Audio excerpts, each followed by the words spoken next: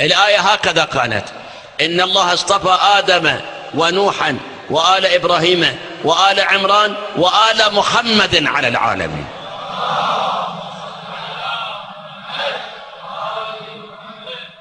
الإمام جعفر الصادق عليه السلام يقول هكذا نزلت، ولكنهم حذفوها. خلاص أنا بعد ما أعلق، أنا بس أقول لك كلام، لو أريد أعلق أكو مكان تعليق هواية. أي فكلمة آل محمد كانت ضمن هذه الآية، لكن تدري السلطة اللي قامت بعد رسول الله ورادوا حسب تعبيرهم يندونون القرآن، السلطة كان موقفهم ضد آل محمد، شيء طبيعي، ما يصرف لهم هاي الكلمة يخلوها، صار ما صار.